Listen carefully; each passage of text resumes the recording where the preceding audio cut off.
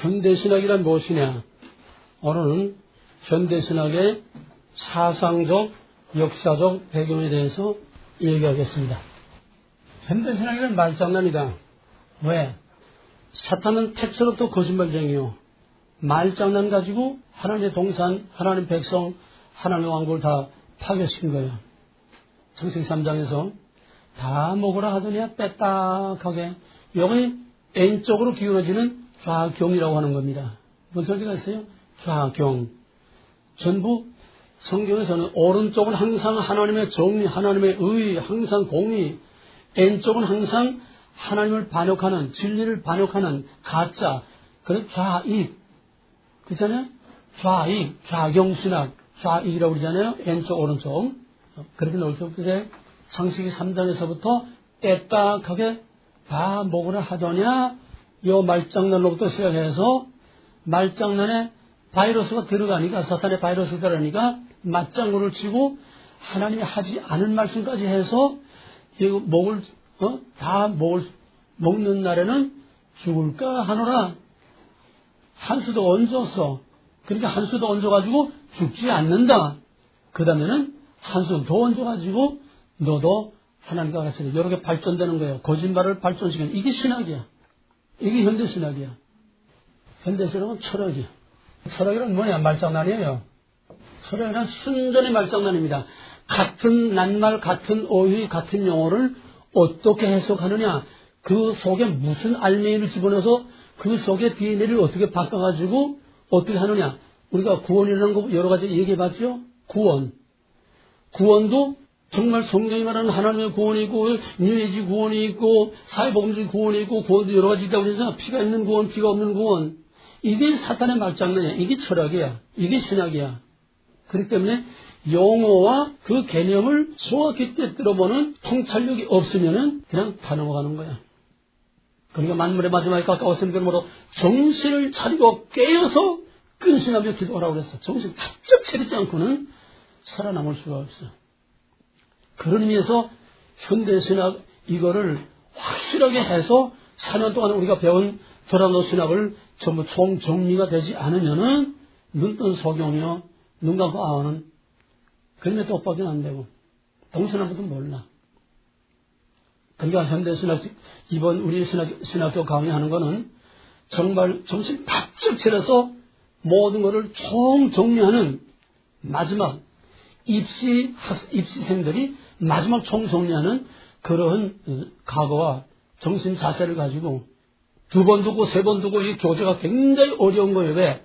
철학이기 때문에 현대신학 강의를 나처럼 이렇게 딱 그냥 간결하게 평신도들이 알 수 있도록 이렇게 쉽고 간결하게 정리한 강의는 없어. 왜? 철학이니까 너무 말이 힘들고 복잡하고 그래서 사람들을 다 헷갈리게 만들어서 미치게 만드는 거야. 현대신학 강의를 너희들 들으면 무슨 소리인지 한마디도 못 알아. 철학이니까. 현대신학은 철학이야. 이 철학에 뭐가 붙느냐? 철학에다가 사회주의. 사회주의는 뭐야? 공산주의 아니야? 사회주의는 뭐야? 이 땅에 from man to man, my man, for man, in man, 이 땅에 살기 좋은 유토피아를 만든다. 사회주의야. 현대신학은 사회주의야. 그걸 우리는 묶어서 뭐라고 그래? 사회복음주의. 사회복음주의는 어떤 특별한 학파주의 주장을 말하는 게 아니야. 이게 전부 다 현대신학은 몽땅 다 사회복음주의야. 여기서 복음자 빼면 뭐가 돼? 그러니까 이것만 가지고는 교회에서 할 말이 없어지니까 복음이라는 걸 여기다 탈을 쓴 거야. 그러니까 현대신학은 철학 플러스 사회주의 플러스 복음이라는 가면을 쓴 거야. 이게 한마디로 딱 정리할 수 있는 현대신학의 정의입니다. 이해가 되겠어요? 그러니까 철학이기 때문에 이해하기가 너무 어려워요. 영어 하나조차도 이해하기 어려워. 표현도 이해하기 어려워. 말은 한국말인데 뭔 말인지 꼭 애국어 듣는 것 같이 몰라. 사회주의는 완전 이념 아니야. 이념 사상이야. 이거는 사상이니까는 이거는 우리가 들어도 그 사상의 실체를, 공산주의의 실체를 사회주의의 실체를 모르고서는 들어야, 이게 뭐냐, 사회주의라는 게 뭐냐, 한마디면 윤리야. 도덕이야, 좋은 얘기야. 사회주의는 정말 좋은 얘기야. 지금 한국은 이제 문재인은 완전히 사회주의로, 미보다 한국의 노인들이, 노인들, 저소득자, 노인들 나가서 봉사하고 하는 거 있잖아. 그걸 막 배로 하루에 3만원, 하루에 10,000원씩 주던 걸 3만원, 4만원씩 막 올려주고, 이 대학생들 반장학금, 정부에서 반장학금을 줘서 반독자금 내게 한대. 이게 프롤레타리아 혁명이야. 이게 사회주의 하는 거야. 그래, 밑바닥에서는 뻥 가는 거야, 전부 다.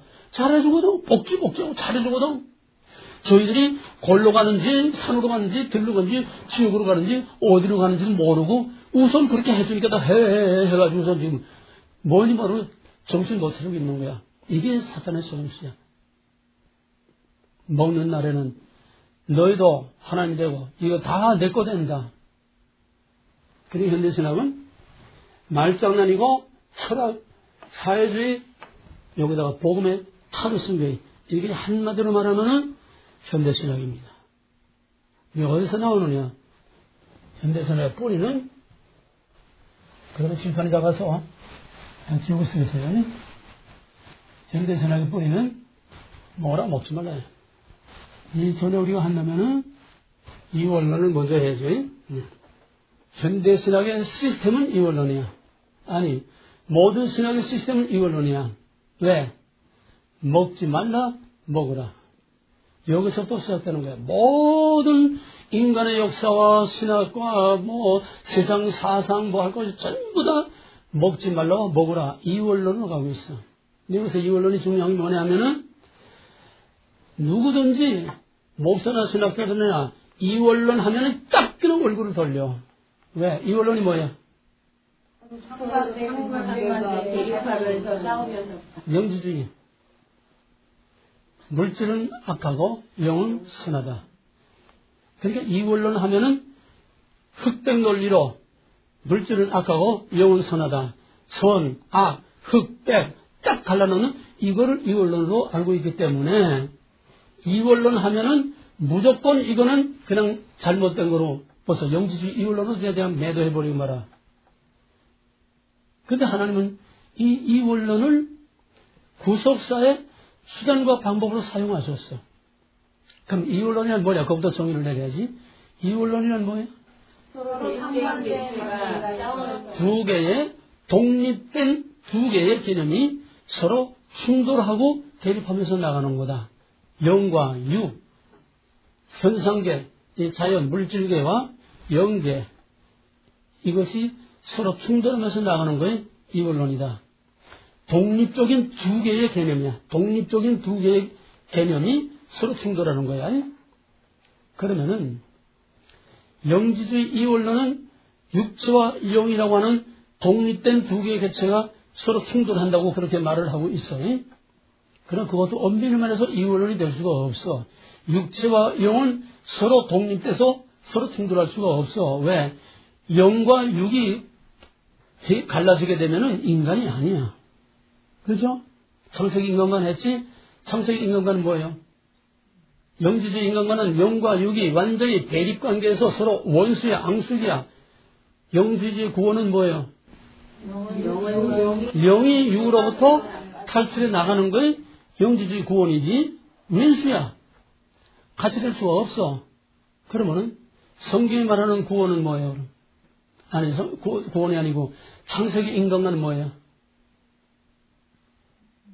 영지주의 인간관은 영과 육이 서로 대립되는 이원론이고 창세기 인간관은 뭐냐고? 대나장과 이마고지. 그와 다른 주제. 지금 영지주의 얘기하고 있잖아. 이원론 얘기하고 있잖아. 창세기 인간관은 영혼과 육체가 분리될 수 없는 전 인격체를 인간으로 보는 거야. 그런 의미에서 성경은 이원론이 될 수가 없다는 거야. 떨어지면 죽는 거야. 인간이 아니야. 죽은 거를 인간으로 보지 않아. 영혼과 육신은 떨어질 것으로 보지 않아. 왜? 육체를 만들어 놓고 물질로 육체를 만들어 놓고 하나님의 생기를 불어넣어서 그 루아흐 영을 불어넣어서 영혼과 육체가 하나 될 때에 living soul, 네페시 하야, 산 영이 됐다고. 그게 인간이야. 이해가 되었어요?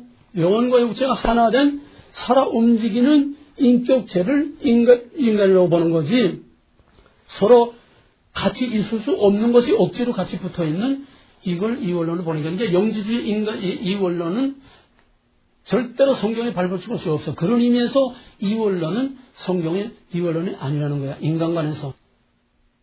그런데 하나님께서는, 그 다음에 이원론은 서로 독립된 두 개의 개념이 서로 충돌하며 나가는 거다. 그러면은 영적으로 말할 때 하나님과 사탄이 이원론이 될 수 있어 없어? 없어요. 왜? 사탄도 하나님의 사탄은 하나님의 피조물이기 때문에, 다 하나님 안에 있기 때문에 하나님과 독립된 대립된 존재로 하나님과 대립할 수가 없어. 그러니까 누구를 공경해서? 인간을 공경해서, 하나님의 백성을 공경해서. 여기서부터 시작되는 거야. 하나님의 백성을 공경해서. 그러니까 누가 누구가 원수가 돼? 사탄과 하나님의 백성과 사탄이 원수가 되는 거야. 왜? 인간이 사탄에게 항복을 하고 다 갖다 바쳤으니까 하나님하고 사탄은 게임이 될 수가 없어. 하나님은 초월하신 창조주이시니까 이원론이 될 수가 없어. 그런 의미에서 성경은 창세기 인간관에서 성경은 이원론일 수가 없고, 또 하나님의 주권에 있어서 성경은 이원론일 수가 없어. 정리됐어요? 그런데 하나님은 창조의 첫날부터 이원론적인 방법을 사용하셨어. 왜냐?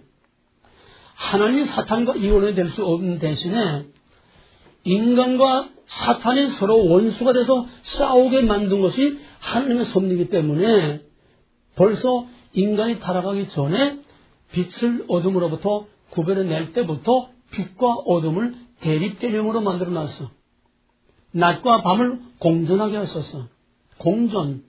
여기서 이원론이 시작되는 거야. 하나님의 이원론이 아니야. 이원론에서 빠져나와 있어. 하나님은 당신의 구속의 수단과 도구로서 이원론적인 방법을 사용하는 겁니다. 이거 확실히 구별해야 돼요. 영지주의 이원론과 창세기 인간론과 하나님의 주권에 있어서는 절대로 이원론이 될 수 없다. 영지주의 이원론은 그거는 하나님 안에서는 그런 이원론이 있을 수 없다.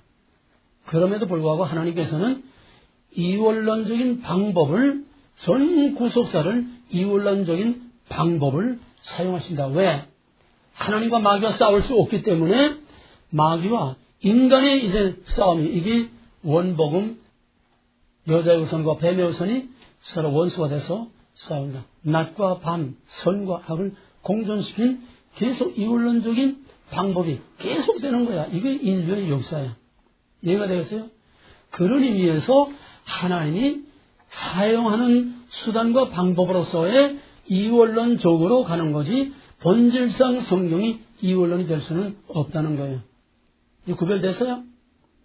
그래서 빛과 어둠으로부터 하나님께서 여기서부터 미리 다 준비하고 깔아놨다가 3장에서부터는 본격적으로 너희들의 사탄이 들어와서, 뱀이 들어와서 너희를 이렇게 죽게 만들었으니까 너희끼리 싸우라는 거야. 싸움 붙인 거야.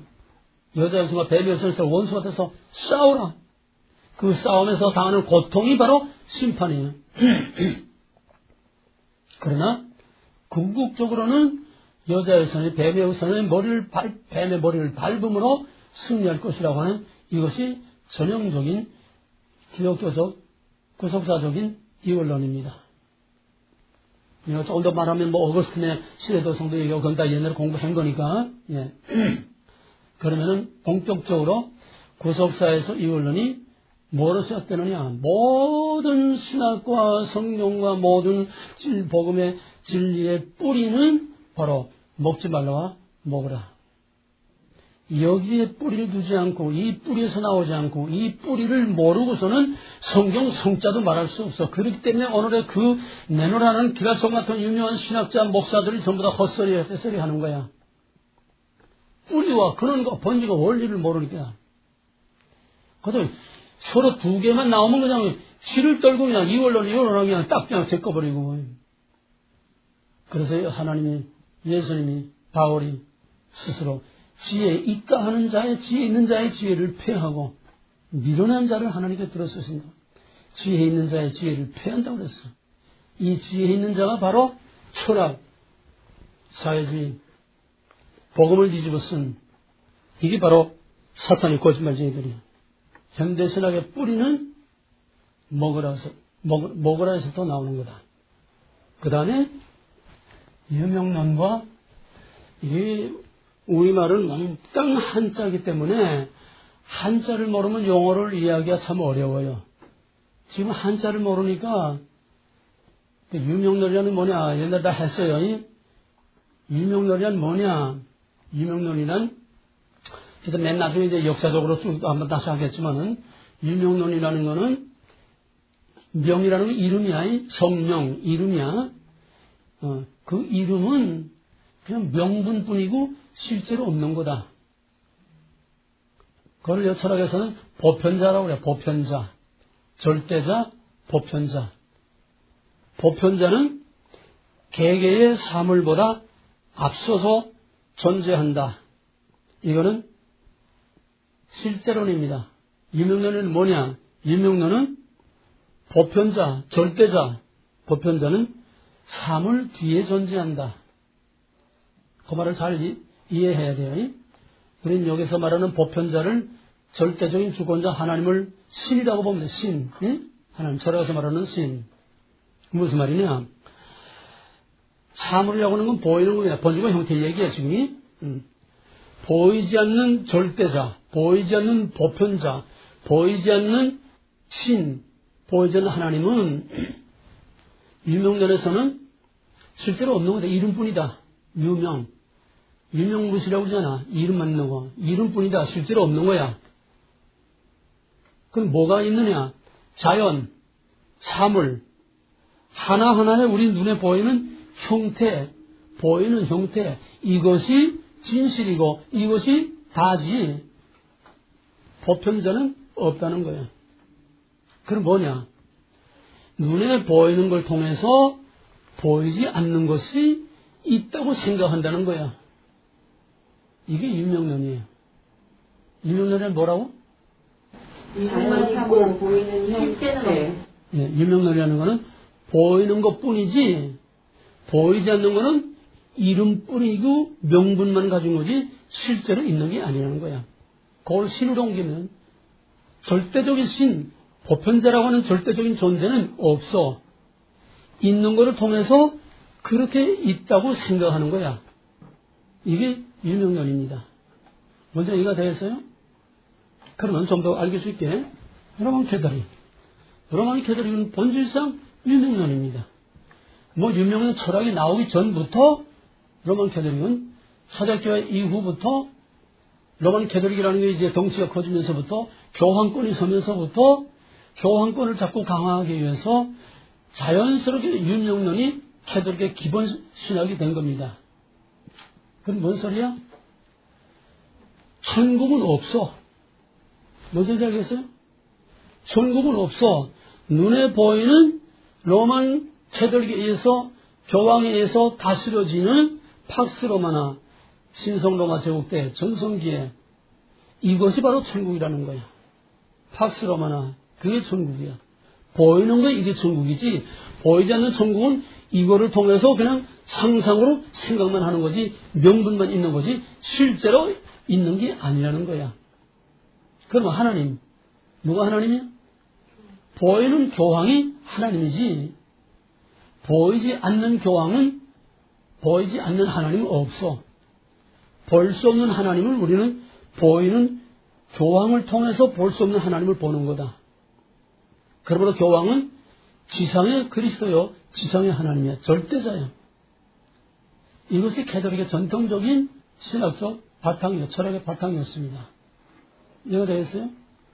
그러면은 실제로는 뭐냐? 실제로는 반대로 보이는 것은 이건 가짜다. 형태가 있기 전에 보편자, 절대자, 신이 먼저부터 있었다. 보편자, 신의 선제. 태초에 하나님이 천지를 창조하셨다고 하면 하나님이 언제부터 있었어? 태초에 하나님이 천지를 창조하셨으면 하나님 언제부터 있었어? 창조, 형태, 만물, 자연, 눈에 보이는 게 있기 전부터 보편자, 절대자는 이미 있었다는 거야. 실제로 존재했다는 거야. 이명년처럼 가상으로 생각해서 명분만 있는 게 아니라 눈에 보이는 거 있기 전에 보이지 않는 보편자, 절대자, 창조자, 하나님이 있었다는 거야. 이게 실제론입니다. 여기서 하나님의 창조와 하나님의 주권이 나오는 거고, 여기서 계시라는 게 여기 나오는 겁니다. 그러므로 이명론은 뭐냐? 이명론은 아래에서 위에, 만면 보면 인면, 인간이 눈에 보이는 것을 통해서 보이지 않는 신을 이렇게 명분상 갖고 있는 거지. 즉 해석된 신이라는 거예요. 인간에 의해서 해석된 신. 실제로 있는 게 아니야. 그 대신 실제로는 초월하신 창조, 절대적인 보편자가 창조 이전에 보이는 만물 이전에 있었기 때문에 만물이 from God, 만물이 그에게서 나왔기 때문에 여기서 계시라는 게 있게 되는 겁니다. 아래에서 위냐, 위에서 아래냐, 절대 신으로부터 from God이냐, 아니면 인간으로부터 from man이냐, 이 차이가 유명론과 실제론의 차이예요. 확실히 구별되고 정리돼요? 이 현대사람은 한마디 한마디를 씹듯이 음식을 씹듯이나 하나 씹으면서 나가야지. 경치를 그냥 분위기를 그냥 넘어가면 아무것도 몰라. 지나가면 몰라. 하나하나 씹으면서 징검다리 밟듯이 밟고 나가야 돼요. 그러니까 한 번 들어서는 안 되고 듣고 보고 생각하고 자기 나름대로 이걸 개념을 딱딱 정립을 시켜놓고 나가야 돼. 공부를 안 하고는 안 돼. 그래서 유명론과 실제론. 그럼 여기서 나오는 게 뭐냐? 인간에 의해서, 인간이 주체야. 인간에 의해서 모든 것이 해석되기 때문에 이거는 인본주의. 그러니까 여기서는 자유지론. 전부 다 한 명으로 통하는 거야. 인본주의, 자유지론. 왜? 모든 것이 인간의 주체고 프롬맨이니까 구원도 인간에게서 나와. 인간의 행위로 나와. 인간의 행위로 능히 선을 행할 수 있고 구원을 얻을 수 있어. 그러니까 로만 캐톨릭은 유명론이고 로만 캐톨릭은 인본주의고 로만 캐톨릭은 사회주의고 로만 캐톨릭은 사회복음주의일 수밖에 없어. 그러니까 한국에서 과거 옛날에 데모하게 되면 전부 어디로 가?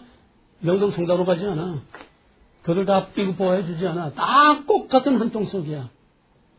오늘 이걸 딱 정리하게 되면 한 그림으로 눈에 딱 보여. 전체가 한 그림으로 눈에 보여. 실체가 보여. 왜? 다 한 통속이니까. 이래든 저렇든 뭐 갈래가 어떻든 뭐 회원이 어떻든 주의 주장이 어떤 결국은 하나야. 그걸 알면 돼. 그러면은 절반적으로 여쭈고 그러면 인명론 다음에 자유주의론이 나와요. 이제 역사적으로 내가 다시 또 정리할 겁니다. 지금은 사상과 신학적인 배경만 얘기하는 거니까 자유주의라는 건 뭐냐? 간단히 말해서 자유. 이 자유란 뭐냐? 무엇으로부터 자유냐 이거야. 자유란 그냥 있는 게 아니잖아. 무엇으로부터 서로 비교가 돼야 자유가 있잖아. 자유가 아니기 때문에 자유가 있는 거지. 그렇잖아? 무엇으로부터 자유냐? 자유주의라는 거는 보편자, 절대적인, 즉 신으로부터 엑소더스 한다는 게 탈신, 신의 권위, 신의 절대적인 권위, 이것으로부터 탈출한다는 거야. 먹어라. 먹지 말라. 절대적인 신의 권위, 주권, 권위, 그거 가지고 제재를 해. 억압을 해. 그러니까 거기서 탈출해 나가라는 거야. 이게 자유주의야. 먹으라가 자유주의야. 자유주의의 뿌리는 먹어라야. 이해가 돼요? 신으로부터의 탈출, 이게 자유주의야. 신으로부터의 자유. 그러니까 완전히 무신론이 되는 거죠. 그러나 이게 다 유명론 같은 계통이기 때문에 인간은 본질상 신의존적인 존재로 만들어져 있고, 또 신학이라는 게 신자 빼놓게 되면, 하나님 빼놓게 되면 신학이 될 수 없어. 교회에서 할 말이 없어져. 그러니까 액세서리로 신이라는 게 있어야 되는데, 실제 유명론 자유주의에서는 탈신이니까, 신의 절대적인 권위와 신의 존재를 인정하지 않으니까 실제로 신이 있어 없어? 자유주의에 실제로 신이 있어 없어? 있는데 신이 없다고 하면 안 되니까 그 신은 보이지 않는 초월적인 그런 신이 아니라 신은 바로 우리 안에 있다. 그러니까 자유주의 신학자들이 제일 좋아하는 건 누가복음 17장 21절. 하나님의 나라가 여기 있다 저기 있다 하는 게 하나님의 나라 어디 있습니까? 하나님의 나라가 여기 있다 저기 있다 할 것이 아니라 너희 안에 있느니라. 내재주의. 하나님은 내 안에 있는 것이 따로 있는 거니까 그러니까 흐름과 감을 잡아야 되니 응?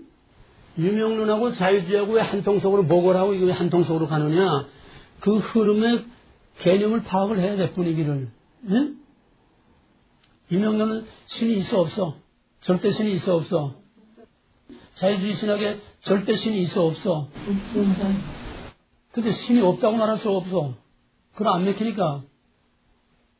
그러니까 철학, 사회주의, 복음에 탈을 써야 되니까 이 탈이 뭐냐? 신을 만드는 거야. 어떻게 만드느냐? 초월신은 없어. 유명론.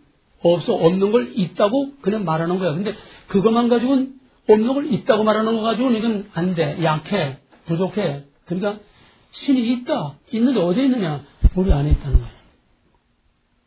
우리 안에 있다는 거야. 이해가 되겠어요? 여기서 자유주의 신학이라는 게 나오게 되는 겁니다. 그러면 신이 우리 안에 있다는 게 맞아 틀려요? 맞아요. 맞는데 자유주의 신학자들이 말하는 신과 우리가 말하는 내재신은 신의 개념이 달라. 그 존재 개념이. 그건 구체적으로 이제 실질적으로 항목에 들어가서 이제 하나하나 해야 되니까 오늘 아웃라인이니까. 그러면 자유주의 신학의 현대 신학의 아버지라고 하는 슈라이 마케가 이 자유주의 신학의 조상인데 뭐라고 했냐면은 신은 우리가 절대적인 신이 있는 게 아니라 우리 안에 있다. 그럼 이제 낭만주의로 가는 겁니다. 이제 감성, 느낌. 이제 나중에 따로 하겠지만은 지성, 감성 이 두 가지가 시소를 하면서 인간의 정신 문화를 계속 이제 이어서 내려오는 거예요. 철학이나 신학이나 감성에 치우치느냐, 이성에 치우치느냐. 극단으로 말하면 현대 신학 이성, 신사도 운동, 감성 극과 극으로 지금 나가고 있는 것처럼 이게 전부 다 이성과 감성의 이 시소 노릇하면서 우리가 정신 문화사가 계속 나오는 건데 자유주의는 감성 신학이야. 느낌으로. 그 슈라이마케는 뭐라 하면은 하나님은 따로 있는 게 아니고 우리가 종교적인 체험을 통해서 하나님의 사랑을 느낌으로써 바로 내 안에 하나님이 만들어지는 거지 하나님이 따로 있는 게 아니라는 거야. 이해가 되겠어요? 쉽게 말하면 우리 안에 내재하시는 하나님이란 뭐냐? 느낌이냐, 느낌. 감성으로 느끼고 체험하는 종교성을 느끼는 이것이 신이지 절대 신이 따로 있는 게 아니라는 이게 자유신이니까 자유주의 신학에 오게 되면 완전히 하나님을 버리고 하나님을 인간이 만든 하나님을 하나님으로 가지고 있는 거야. 내재주의. 그 다음에 이 자유주의에 대해서 먹지 말라. 실제로서는 뭐가 나오느냐? 정통주의 신학과 개혁주의 신학은 같은 말입니다.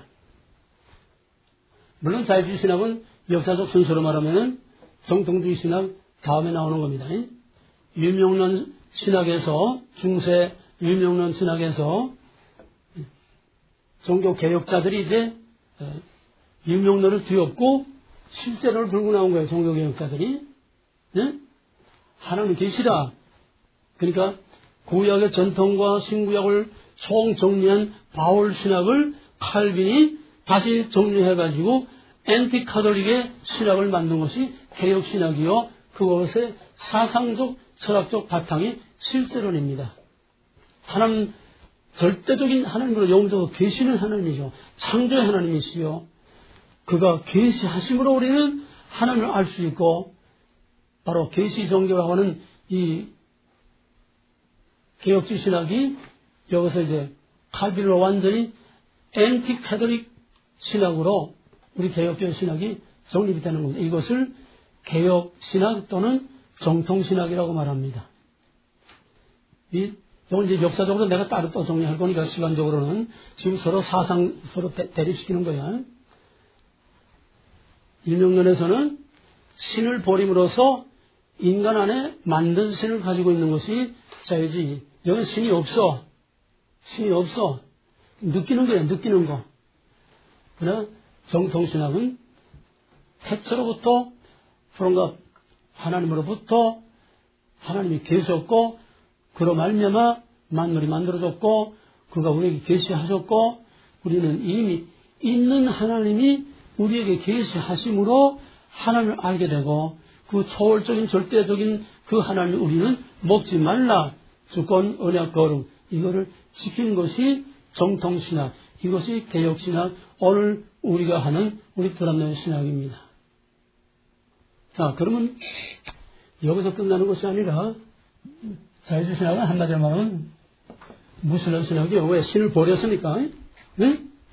신을 버렸으니까 헛개비 같은 신 그 필요 없어. 우리 안에 있는 이게 신이야. 완전히 신을 버린 게 자유주의 신학이야. 그러니까 여기에서 위기의식을 느끼게 돼. 신 없는 신학, 신 없는 교회가 완전히 신을 버리고 나니까 거기서 위기의식이 오게 되는 거야. 이제 역사적으로 내가 또 다시 얘기하면은 조금 더 이게 이제 보완이 될 겁니다. 자유주의 신학은 신을 버려서 신이 없어. 그러니까 거기서는 위기가 뭐냐면 신이 어디 갔느냐? 소위 니체가 신은 죽었다. 신의 죽음을 선언하고 대낮에 철불을 켜들고 신이 죽었다. 신이 죽었다. 신이 어디 있느냐? 너희가 신을 죽였다. 그러면 이제 신이 죽었으니까 그 빈자리를 어떻게 되느냐? 권력의 의지, 인간이 그 신의 자리에 올라가야 된다. 이게 다 시대적으로 같이 물리는 거야. 지금 내가 역사적으로 얘기 안 해서 그렇지. 자유주의 신학이나 신의 죽음이나 결국은 다 무신론 신학이야. 신이 없어. 그러니까 위기의식을 느끼는 거야. 여기서 칼발트와 로마서 주석을 통해서 칼발트라는 사람이 나와가지고서 자유주의에 대해서 반기를 들었어. 신을 버린 자유주의에 대해서 반기를 들은 거야. 신이 없다. 신이 없는 게 무슨 신학이고 신이 없는 게 무슨 교회고 신이 없는 게 무슨 신앙이냐. 신을 찾아라. 그래서 칼발트가 자유주의에 대해서 반기를 들고 다시 내재주의, 땅에밖에 없는 우리 안에밖에 없는 그 신이 아니라 그건 인간밖에 없어. 신이 없어. 그러니까 다시 초월신을 찾자. 초월자를 찾자. 신을 잃어버렸으니까 신을 버렸으니까 이 위기를 극복하기 위해서는 초월자를 다시 찾아야 된다. 초월자를 살려야 된다. 여기서 칼발트가 잃어버린 신. 그래서 칼발트가 뭐라 하냐면 하나님은 하늘에 계시고 인간은 땅에 있다. 그건 자유주의 신학을 비판한 말입니다. 하나님 따로 있고 자유주의 신학에는 인간밖에 없다는 거야. 자유주의 신학에 하나님이 없다는 거야. 인간밖에 없다는 거야. 그러니까 완전히 인간으로부터 따돌림 당하고 거부당한 초월자를 다시 찾아야 이 위기를 극복할 수 있다. 이런 칼발트 신학의 얘기가 많으니까 칼발트 신학에 따로 들어가서 자세히 하겠어요. 잃어버린 초월자를 찾자. 오늘 조금은 얘기해야 되니까. 그럼 뭐냐? 자유주의는 완전히 인본주의고 완전히 무신론입니다. 그러니 여기서 위기의식을 느끼고 나온 것이 잃어버린 초월자, 잃어버린 신을 찾자. 그래서 초월자라고 하는 새로운 개념을 다시 세웠습니다. 그래 이거는 여기 아까 내절에서 말했지만 from God 위로부터 내려진 주어진 계시가 아니고 칼발트가 생각해서 만들어낸 초월자예요. 이해가 되겠어요? 창세전부터 선지하시는 절대적인 그 창조의 하나님이 아니고 인간에 의해서 해석된, 그러니까 이쪽은 전부 다 해석된 하나님이야. 인간에 의해서 해석된 초월자. 그 초월자를 만들어 놓고 그 초월자와 이 땅에 실질적으로 우리가 살고 있는 우리의 삶과 어떤 관계가 있느냐. 초월자가 초월자로만 머물러 있으면 안 돼. 그러니까 그 초월자, 볼 수 없는 초월자가 일단 초월자가 있다는 것을 세워놓고 가설을 세워놓고 그 초월자가 어떻게 우리가 알 수 있느냐. 그 초월자가 여기 실제로는 위로부터 아래로에 이 내재론하고 조금 잘못하면 헷갈리기가 쉬워요. 위로부터 내려주는, 알려주는 하나님의 계시. 칼발트는 초월자가 있다는 걸 먼저 만들어 놓고 그 초월자가 우리가 초월자를 어떻게 아느냐, 알 수 없는 초월자를 어떻게 알 수 있느냐, 보이지 않는 초월자를 어떻게 알 수 있느냐, 나타난 것을 통해서 알 수 있다는 거예요. 영화서 1장 10절 20절에 있는 것처럼 만물을 통해서 하나님의 신성과 능력을 알 수 있다는 거랑 비슷한 얘기인데 헷갈리면 안 돼. 보이는 것을 통해서 보이지 않는 초월자를 알아야 된다. 유명론. 이해가 돼? 유명론. 다 유명론 얘기야. 네. 초월자를 만들어 놓고도 그 초월자가 뭔지 몰라. 초월자 바꾼 거네요? 응? 이름만. 그러니까 말장난이야. 자꾸 말만 바꾸는 거야. 그거 봐가면 돼. 초월자를 무시하고 절대자를 무시하고 보편자를 절대 무시해 놓으니까 인간밖에 없으니까 인간의 위기의식이 오니까 그 위기를 극복하기 위해서 초월자가 있어야 된다. 초월자를 만들어 놓고 그 알 수 없는 초월자를 어떻게 할 수 있느냐. 유명론식으로 해석된 초월자. 초월자를 해석하는 거야. 알 수 없는 초월자를 어떻게 알 수 있느냐. 그 초월자가 우리 안에 계시된, 우리 안에 나타난, 보이게 나타난 걸 통해서 볼 수 없는 초월자를 알 수 있다는 거야. 아주 데리케이트하고 묘한 뉘앙스입니다. 이 말들이. 그러면은 그 알 수 없는 초월자를 요 유명론이야. 알 수 없는 절대자를, 보편자를 나타난 보이는 것을 통해서 안다는 지금 유명론 얘기가 전부 다 똑같은. 그건 칼바트는 뭐냐면은 알 수 없고 볼 수 없는 초월자를 어떻게 이렇게 알 수 있느냐. 우리 정통신학으로 말하면은 알 수 없는 하나님을 알 수 있도록 나타내 보여준 것이 볼 수 없는 형태를 형상을 알 수 없고 볼 수 없는 알 수 없는 하나님을 볼 수 있도록 나타내 보여준 것이 말씀이 육신되어 우리 가운데 오신 그리스도의 성육이죠. 그래서 빌립이 하나님을 보여주시오 아버지 보여주시오 하니까 나를 본 자는 아버지를 보았거늘. 뭘 봐달라고 하냐. 내가 볼 수 없는 하나님, 알 수 없는 하나님을 내가 나를 통해서 보여주는 거다. 내가 하나님이다. 이 말을 구별하는 게 정말 참 어려운 겁니다. 똑같은 얘기야. 볼 수 없고 알 수 없는 하나님을 말씀이 육신이 되어 우리 가운데 나타나서 예수 그리스도의 그 사람된 모양을 그의 삶을 통해서 볼 수 없는 하나님을 이건 우리가 믿고 있는 정통신학이죠. 칼바도 똑같은 얘기 하는 거야. 알 수 없는 초월자를 어떻게 할 수 있느냐. 알 수 있는 초월자가 그리스도를 통해서 자신을 나타내므로 계시함으로 우리는 그리스도를 통해서 초월자를 할 수 있어요. 여기까지 같아. 말이 같아. 똑같아. 근데 뭐가 다르냐. 고담도 다른 거야. 알 수 없는 하나님을 나타난 형태, 나타난 그리스도를 통해서 예수를 통해서 알 수 없는 초월자, 알 수 없는 하나님을 여기까지는 같다는 거야. 그 다음에 계시된 하나님, 그리스도를 통해서 계시된 하나님을 여기서 갈라지는 거야. 예수는 신성, 인성이 결합된 기독론, 양성결합. 기독론 양성결합이 뭐예요? 신성 인정. 구별되되 양성. 그건 삼일체는 예수의 신성, 인성 결합이 뭐예요? 어떻게 돼? 동일본질.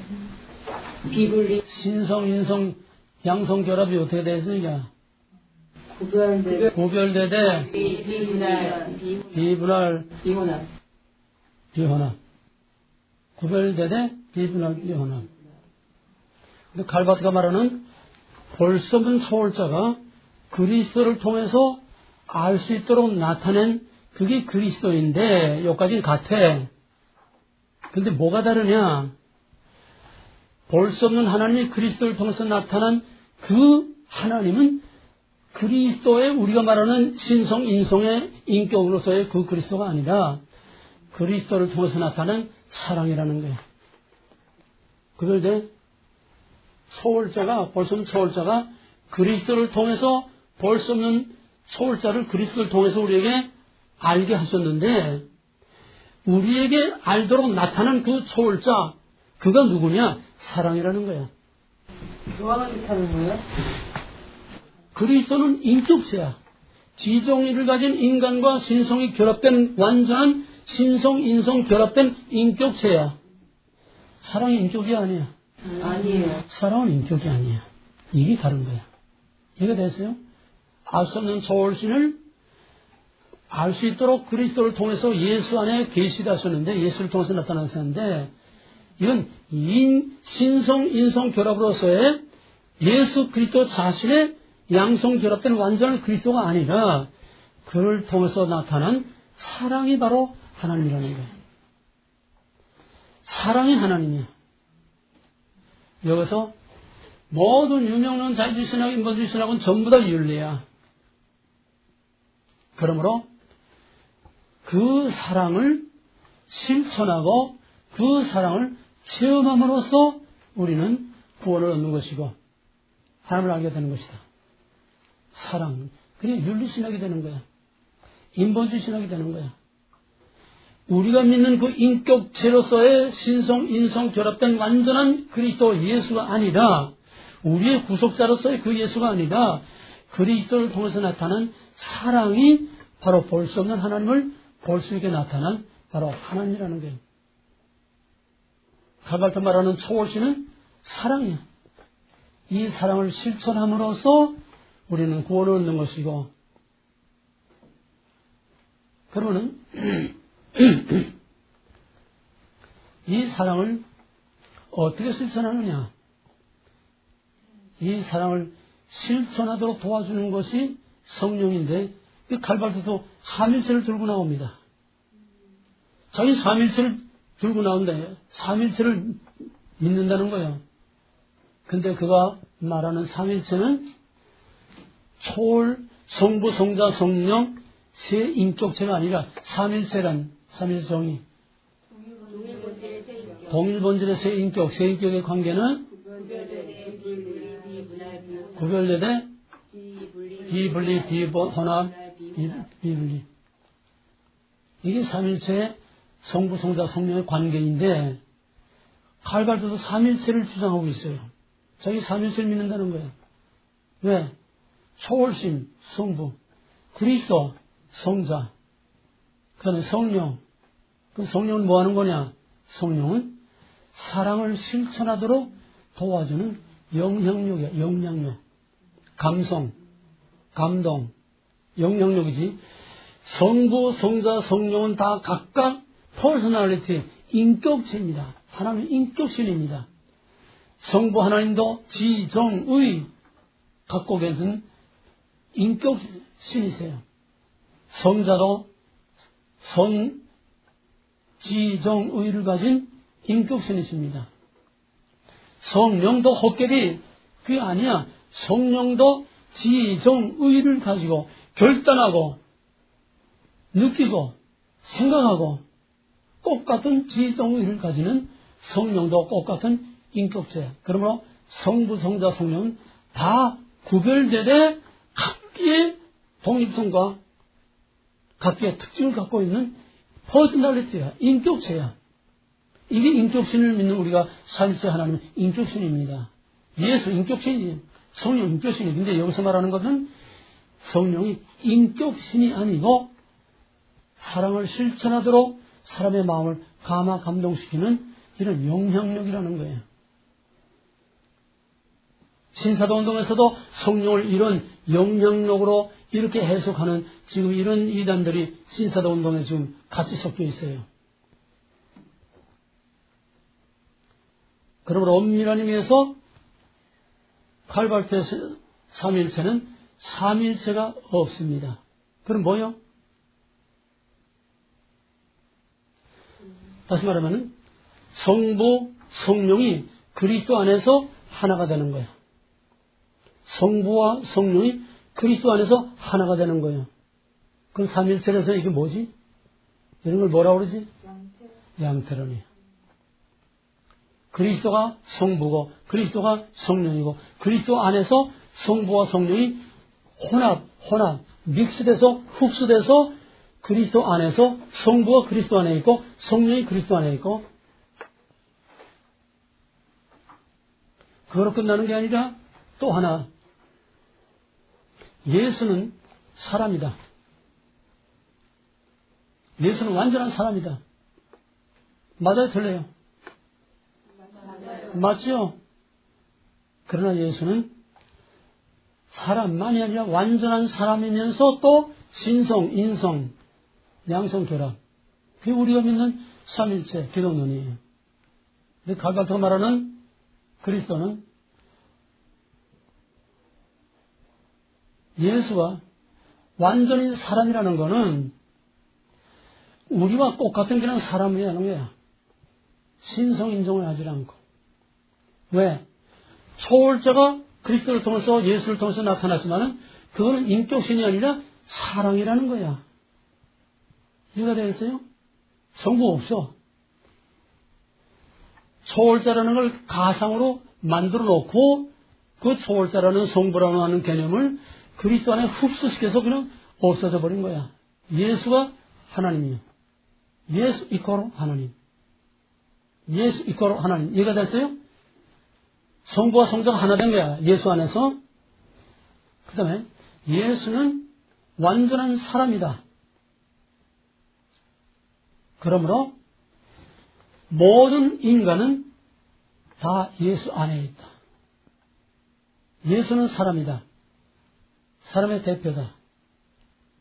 그러므로 모든 인간은 성부, 성령만 예수 안에서 흡수돼서 하나 있는 거 아니라 모든 인간은 예수는 인간이기 때문에 모든 인간은 예수 안에서 흡수돼서 모든 인간은 그러니까 예수는 인간이고 예수는 하나님입니다. 하나님, 인간, 예수, 성부, 성자, 성령.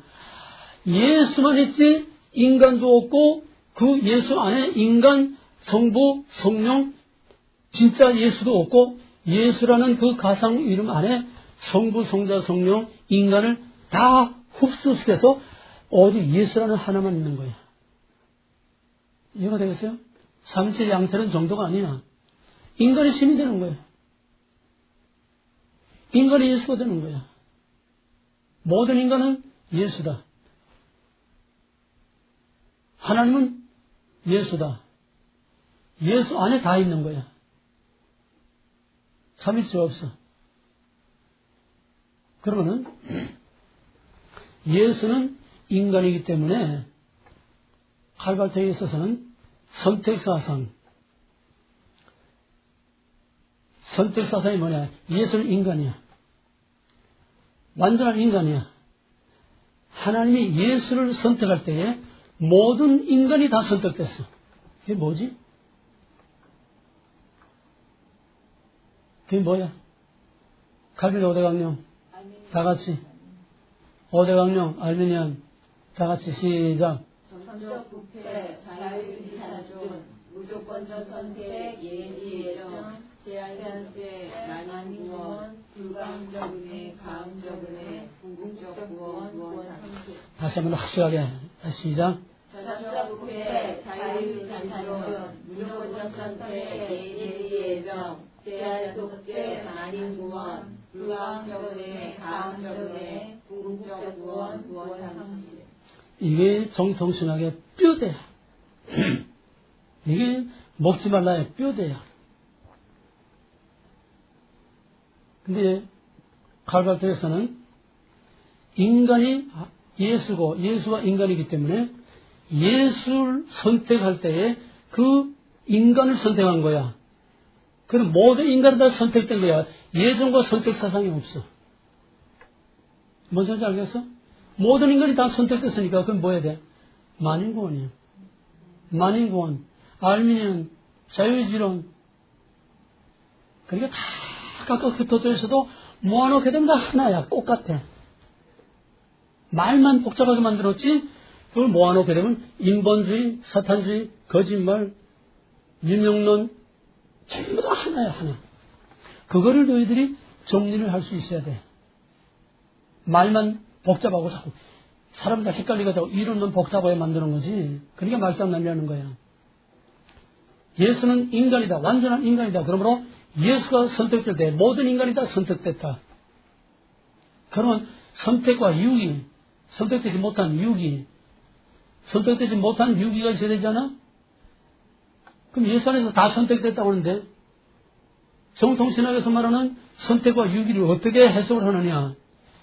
선택은 다 되는데 유기라는 건 뭐냐? 하나님이 따로 누구는 뽑고 누구는 버린 게 아니고 유기라는 거는 그리스도를 통해서 나타난 하나님이신 사랑을 실천하지 못함으로 세상에서 도덕적으로, 윤리적으로, 법적으로 제재를 당하고 고난, 고통을 당하는 그것이 바로 버림받았다는 유기라는 거야. 이해가 되겠어요? 완전히 윤리신학이지. 선택과 유기 사상이 없어. 하나님의 주권이 없어. 하나님 인격신이 없어. 성부, 성자, 성령의 구별된 독립적인 그런 인격신이 없어. 칼발텍에 있어서는 오직 예수 하나밖에 없어. 예수 안에 초월신이 있고, 예수 안에 성령이 있고, 예수 안에 인간이 있고, 예수 안에서 다 선택됐고, 선택되지 않았다는 것은 하나님이 누굴 선택하고 누굴 버리고 갈라놓은 게 아니라, 디바이드 프롬이 아니라, 다 선택했는데, 그 중에 그리스도의 사랑을, 그리스도를 통해서 나타나는 하나님의 사랑을 실천하지 못함으로써 세상으로부터 받는 제재, 벌, 그게 바로 형벌이고, 그게 바로 버림받았다는 거예요. 이해가 되겠어요? 그 다음에는 이제, 이쪽을 조금 얘기하면은, 정통주의 신앙, 종교개혁. 여기 나올 때에, 그 다음에 뭐가 나왔느냐.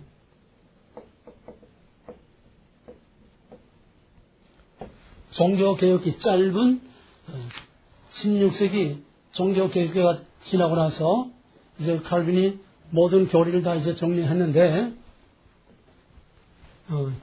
요 정통신학 종교개혁이 뭐가 나왔냐면 각종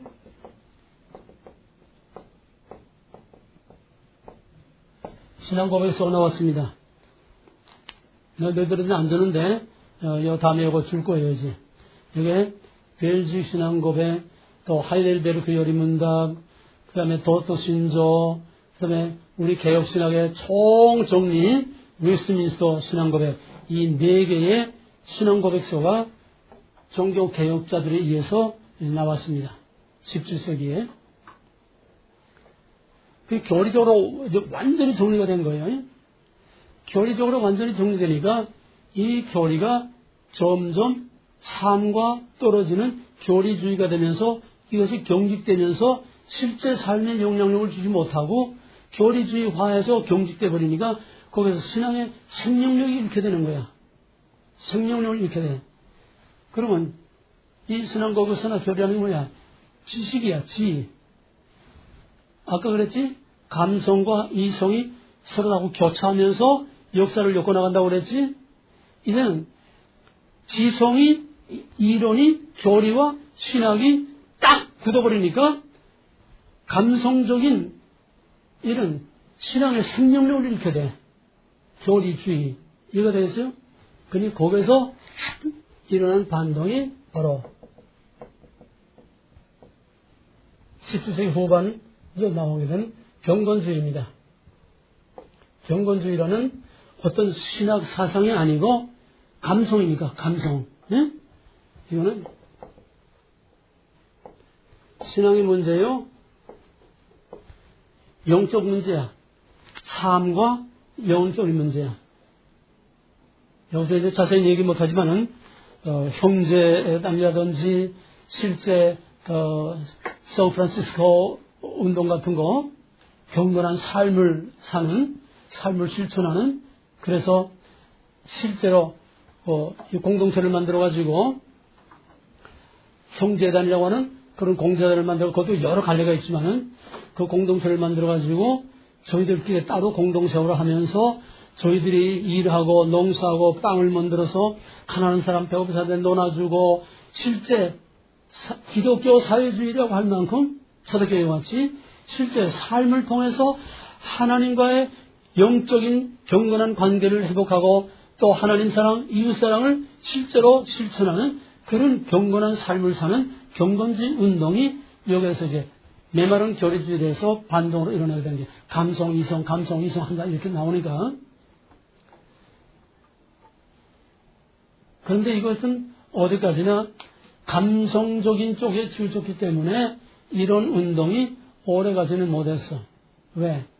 그 뒤에 나오는 자유주의 또 신성동주의 여기에 또 이제 역사적으로 말하면 이제 계몽주의, 유물주의 이런 것들 때문에 결국 영적으로 경건하고 하나님께 신중한 그런 신앙생활을 하면서 실제 삶으로 초대교회 예루살렘 교회와 같이 그렇게 살려고 하던 이것이 결국은 또 점점 전 세상을 흘러나가는 유물주의, 계몽주의, 이성만능 이런 시대 풍조에 따라서 이것도 점점 이제 소멸하게 되는 겁니다. 그 다음부터는 이쪽에서는 이렇다 할 진전이 없이 왜? 이미 신구약 66권의 기본 교리와 신학 체계를 이미 완성해 놨기 때문에 더 이상 새로운 것을 만들 수가 없고 만들 수가 없어. 더 이상 발전할 수가 없어요. 문제는 뭐냐?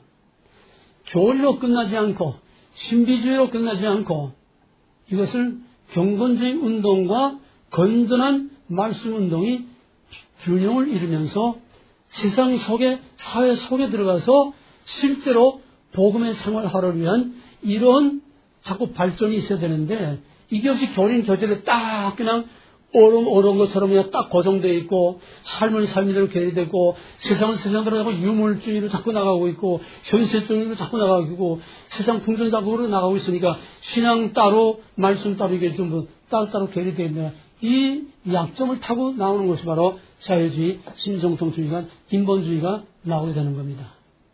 이해가 되겠어요? 그 다음에는 이쪽이 완전히 이제는 정체 상태에 있고 사회와 신앙과 실제적인 삶에 영향을 주지 못하는 그냥 교리주의로 그냥 그대로 경직돼서 머물러 있게 되니까 여기서는 자꾸 계속 꿈틀거리는 거야. 왜? 반역하는 세력들은 그냥 꿈틀거려. 대한민국을 염려하는 사람들은 멍청하게 가만히 있어. 응? 70년 동안 아무것도 한 거 없이 박정희가 경제붕을 일으키고 잘 살아보세요. 이거 하나 바꿔놓은 거 외에는 그 이후에는 한 게 없어. 그냥 먹고 노세, 나 가자, 놀자, 먹자, 이거밖에 없어. 그러니까 그 틈을 이용해서 공산주의와 이게 세상 뒤엎는 똑같아. 이해가 되겠어요? 여기서는 쉬지 않고 꿈틀거려. 쉬지 않고 움직여. 그 다음에 신정통주의 정도가 아니라 세속신이라고 하는 점점 더 갈수록 패산, 완전히 신을 버리고 완전히 사회복음주의, 인간을 위한 인간의 유토피아 지상락을 만든다. 이것이 바로 이명론에서 나오는 로만 캐톨릭과 마지막 개신교에서 나오는 개신교, 이건 뭐 다 합작이다. 예? 여기 오게 되면 WCC, 에큐메니칼, 또 로만 캐톨릭, 개신교 할 것 없이 세속신학에 와서는 몽땅 다 한 통속으로 다 몰려 들어가게 됩니다. 인간을 위하여 인간을 살기 좋은 팍스 로마나, 이스라엘의 회복, 세대주의, 신사도운동, 현대신학, 기복신앙, 전부 다 신학적으로 하나하나 이렇게 분리만 안 했을 뿐이지 몽땅 오늘의 마지막은 세속신학입니다. 이 세속신학이 현대신학의 이제 마지막을 보이는 거예요. 현대 세속신학 다음엔 뭐냐? 사신신학까지 나갔어요. 사신교회가 있습니다. 캘리포니아에. 신은 죽었다. 이렇게 해서 세속신학이라는 건 해방신학, 민중신학, 또 희망의 신학 이런 것들이 다 세속신학에 들어갑니다. 그다음에 각양각색 하비콥스의 세속신학, 세속도시 할 것 없이 이런 것들이 몽땅 세속주의 신학이 이게 세속신학 속에 다 들어가게 됩니다. 앞으로 우리가 공부할 것이 대충 이런 흐름으로 공부하고 이제 마지막에 역사적으로만 이제 정리하고 끝내겠습니다. 우리는 4년 동안 전 신학의 과정을 다 공부한 거예요. 현대신학도 그냥 창세기에서 벌써 현대신학으로부터 창세기에서 모든 걸 다 배웠어요. 자, 그러면 아까 다 넘어갔지만은 유명론에서 나오는 전부 이건 뭐냐? 탈신, 신으로부터 자유, 모든 절대적인 권위를 인정하지 않는 그게 뭐지? 포스트모더니즘. 다 같이 시작. 절대적 권위, 가치, 규범, 기준, 구별을 없애는 것. 그렇게 되면 뭐가 돼? 상대주의, 혼합주의, 자원주의, 상황윤리. 그 다음에 목적상실, 목적상실, 그 다음에 비관주의, 비험사주의. 예. 다시 한번 처음부터. 포스트모더니즘이란 시작. 절대적 권위, 가치, 규범, 기준, 구별을 없애는 것. 그 다음에 상대주의, 자원주의, 상황윤리. 그렇게 되면 목적상실, 비관주의, 영주주의. 모고라는 전부 포스트모더니즘이에요. 자유주의신학이란 포스트모더니즘, 현대신학이란 포스트모더니즘, 세속신학이란 포스트모더니즘, 신청동주의 포스트모더니즘, N쪽은 몽땅 포스트모더니즘, 모고라, 신의 절대적인 권위, 절대적인 가치, 이걸 다 거부하고 바꿔놓는 거. 신과 인간을 바꿔놓는 거. 이게 한마디로 말하면은 모고라. 모든 현대신학, 자유주의신학은 태초에 모고라로부터 시작되는 하나님을 반역하는 사탄주의, 인본주의. 그렇게 되면 아무것도 없어. 모든 권위, 기초, 가치 다 없애버렸으니까. 그렇게 되면 어떠해? 어떤 결과가 온다고? 또 다른 허무주의가 오니까 그러면 어떻게 돼? 암무리 현상. Another. 또 다른 거. 또 다른 New Order, New World, New Age. 그걸 뭐라고 그래? New World, New Age. New Age란 뭐예요? 모든 경제 구별 같은 하나. 세속신앙, 현대신앙 다 모든 경제 신의 권위를 부정하고 결과적으로는 모든 걸 다 섞어서 하나 만드는 그 섞어서 하나 만드는 데는 실제로는 정통신학, 창세기로부터의 모든 신학 다 섞어서 하나 만드는 거야. 저희끼리 하나 만드는 게 아니야. 혼합주의. 그러니까 현대신학이라는 거는 바로 신을 버림으로 시작되는 뭐거라? 탈신, exodus from God, 신으로부터의 탈출, 신에 대한 반항, 여기서 나오는 인본주의, 사탄주의, 모든 권위를, 가치를 거부하고 결국은 뭐냐?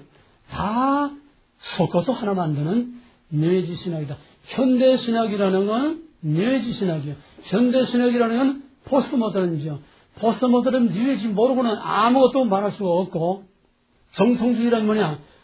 칼빈 5대 강령. 자유주의 현대 신학이란 뭐냐? 알미니안.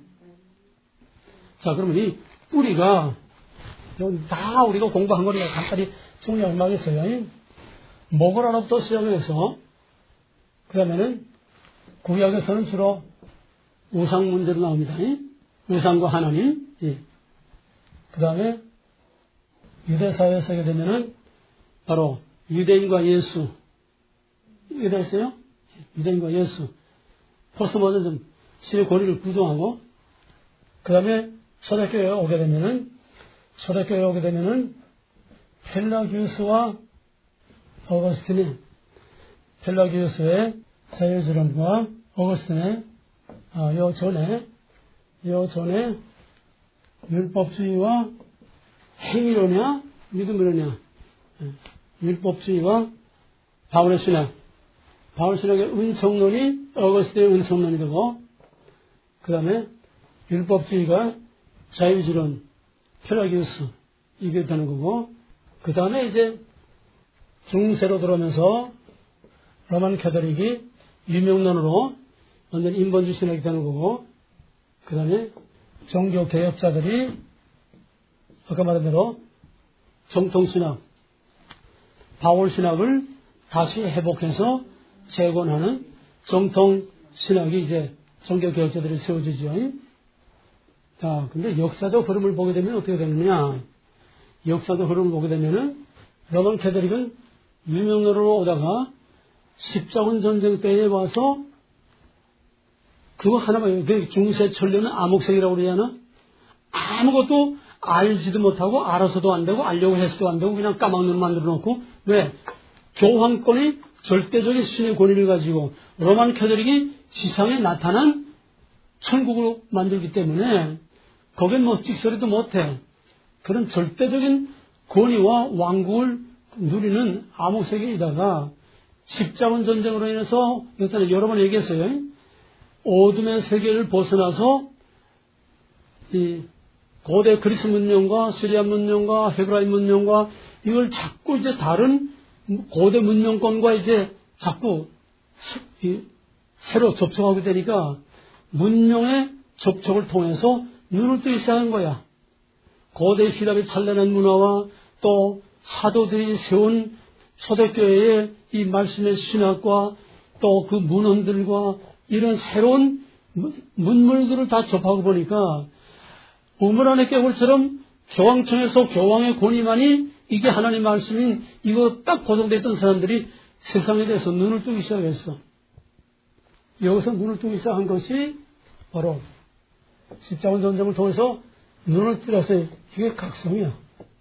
그걸 휴머니즘 운동이 싹을 튀기 시작합니다. 휴먼, 인간의 재발견, 자연의 재발견, 고전 옛날 사도들의 그 시대의 문화의 재발견. 그 휴머니즘 운동이라는 것은 각성운동이야. 각성운동. 깨우치는 거야. 깨닫는 거야. 눈을 뜨는 거야. 이 휴머니즘 운동이 일어나면서 여기서부터 로만 캐톨릭에 이제 위험이 오게 되는 겁니다. 왜? 이거다 하면 이거 하나밖에 몰라야 되고 알아서도 안 되고 알려고 해서도 안 되는데 여기서 자연에 대한 인간에 대한 또 찬란한 고대의 문화에 대한 사도들의 신앙에 대한 많은 문헌들과 그 문화에 접촉하고 눈을 뜨게 되니까 이게 아니지 않느냐.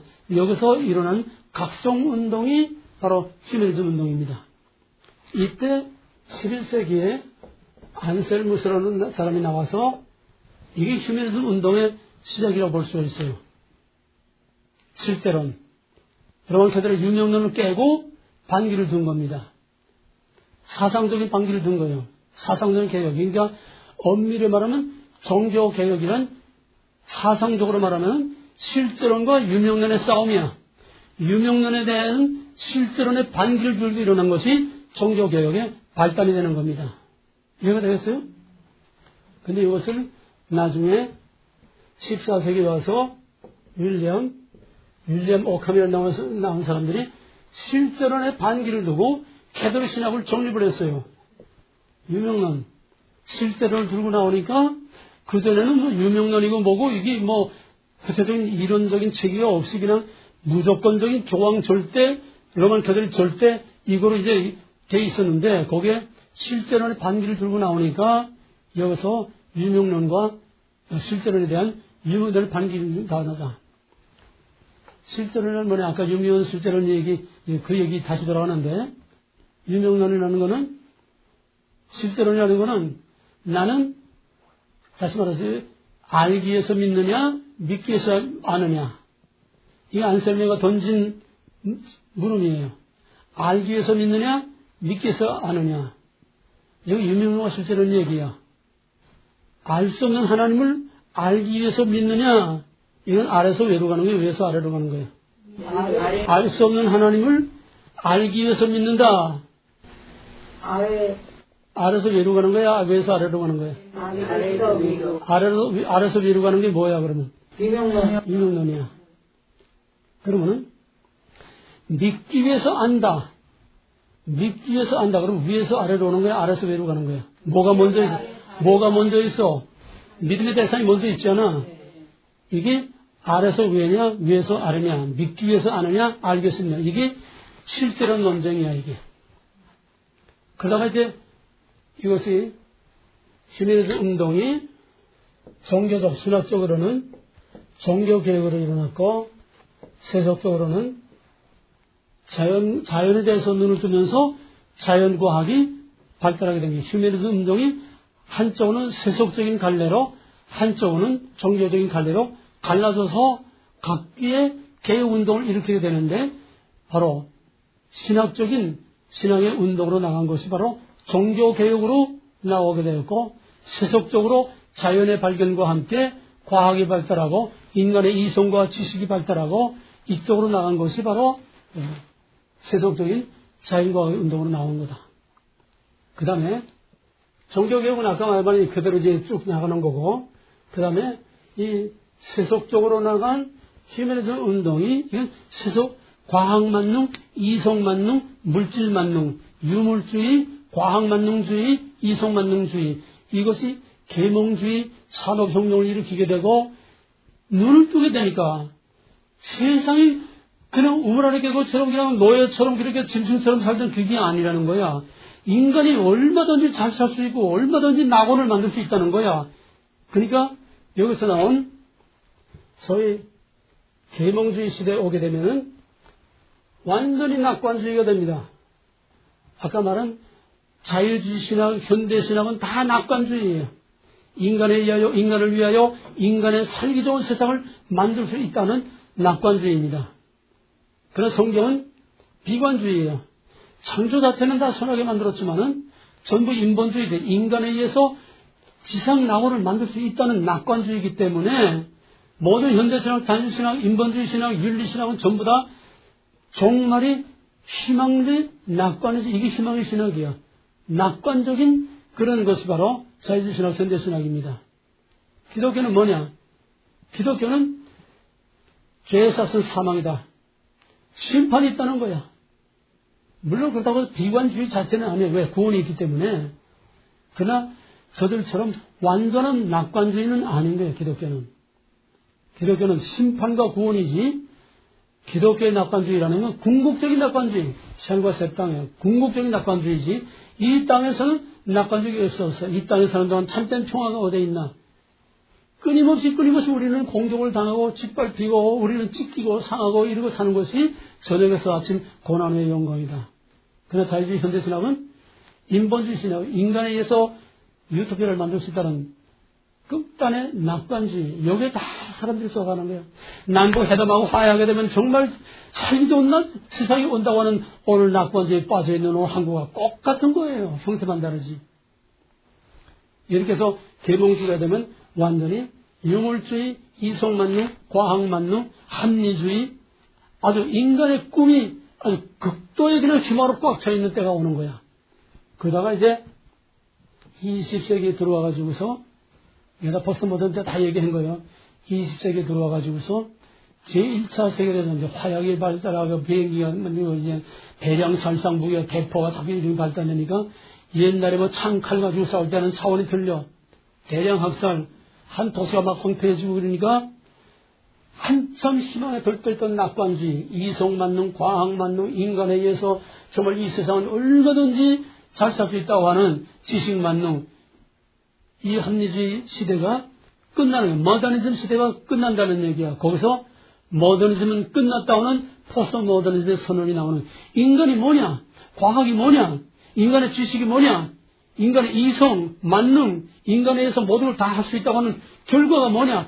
이런 처참한 파괴밖에 오는 게 더 있느냐? 여기서 이제 회의를 느끼게 되고, 여기서 나오게 되는 것이 포스트 모더니즘, 모든 절대적인 권위와 가치를 부정, 이게 신학과 사상의 흐름에서 같이 자유주의 신학으로, 이제 현대 신학으로 맞물려 가는 겁니다.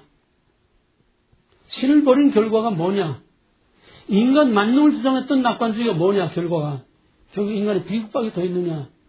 게다가 2차 대전에서 원자폭탄 한 방에 30만 명이 그냥 순식간에 사라져버리니까 인간의 과학, 인간의 지식, 이게 과연 유토피아를 이 땅에 만들 수 있느냐. 여기에 대한 회의가 나오게 되는 거야. 허무주의, 니힐리즘. 그러니까 거기서 나오는 이제는 지성이 아니라 감성이 우위를 차지하는 시대가 되는 거야. 이거 됐어요?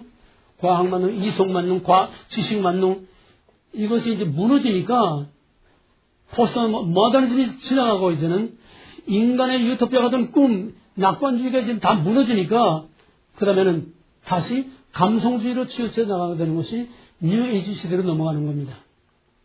이 뉴에이지가 섞어서 하나 나고 이것이 신학적으로 다 섞어버리는 그래 이런 흐름 속에서 사상적인 흐름 속에서 현대신학과 오늘의 문화가 이렇게 온다는 그러니까 아까 말했듯이 모든 좌경신학들은 다 인본주의고 낙관주의고 또 감성주의, 뉴에이지, 포스트모던 뉴에이지. 결국 마지막은 다 뉴에이지야. 뉴에이지라는 거는 거기 나름대로 다 교리가 있지만은 뉴에이지라는 거는 감성, 느낌, 그냥 이미지로 받아들이는 거지 이게 복잡한 신학이 아니야. 인간에 의해서 다 섞어서 힘을 합하는 살기 좋은 세상을 만든다고 하는 낙관주의의 극치가 뉴에이지, 팍스 이스라엘, 팍스 로마나. 거기 이제 다비드 스위스라든지 이런 것들이 다 이제 에큐메니컬론들이 다 가세하게 되는 거죠. 그러니까 큰 흐름으로 말하면은 먹지 말라고 먹어라. 유명론과 실제론. 하나님의 절대주권과 인간의 절대적 인본주의.